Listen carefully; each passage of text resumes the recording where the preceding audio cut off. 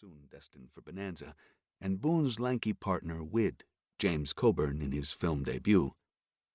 Boone and Wid seek to steal Billy from Brigade and deliver him to authorities themselves, taking advantage of an amnesty offered for Billy's capture.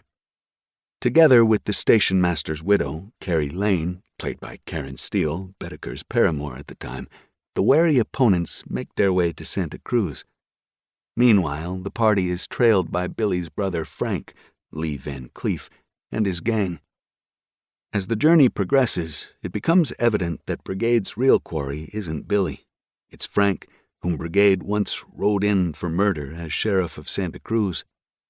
Brigade faces off against Frank in a circular clearing dominated by a skeletal, cruciform hang tree, whose branches harbor a terrible secret known only to Brigade. The movie ends with one of the most extraordinary shots in any Western, Brigade standing stone still as flames consume the hanging tree, black smoke swirling heavenward. Running a tight 73 minutes, Ride Lonesome imbues this prototypical story with elemental force. As the movie progresses, it becomes increasingly difficult, inconceivable really, to imagine a world existing beyond the characters themselves.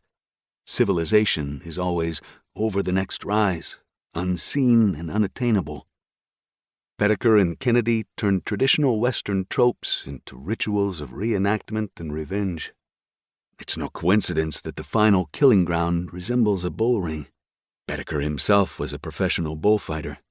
His entry to Hollywood came as technical advisor for Ruben Mamoulian's 1941 remake of Blood and Sand, and he saw the Western in distinctly Toromachian terms. Frequently compared to Ernest Hemingway, even by the director himself, on more than one occasion, Boetticher shares with the author of The Sun Also Rises and For Whom the Bell Tolls the same uninflected style and unrepentant masculinity. In Ride Lonesome, more than any other of the Ranown films, Boetticher, Kennedy, and their stock company capture the dislocation and loneliness of an American confronting the uncertainties of the Cold War and the daily threat of nuclear annihilation. B pictures they may be, but they're also perfectly attuned time capsules. The West of Ride Lonesome is one of limited options and predetermined outcomes. "Some things a man can't ride around" is a line spoken by more than one character in more than one Ranown film. Boetticher's and Kennedy's protagonists are hollowed-out men who suffered a long-ago hurt from which they can never recover, men trapped by their own unrelenting codes of conduct, more spirits than men.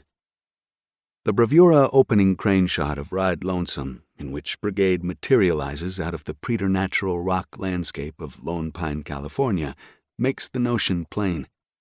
Visually and aesthetically, Ride Lonesome more than justifies New York Times critic Richard T. Jameson's assessment of the Ranown cycle as the most remarkable convergence of artistic achievement in the history of low-budget movie-making, rivaled only by Val Newton's 1940s horror films for RKO. Shot in a mere 13 days for under $500,000, Ride Lonesome is a masterpiece of cinematic minimalism, at once epic and austere. My passion for the film stems from a decade-long association with Bud Boetticher that began while I was an undergraduate student at the University of Southern California's School of Cinema and Television, now known by the highfalutin moniker USC School of Cinematic Arts.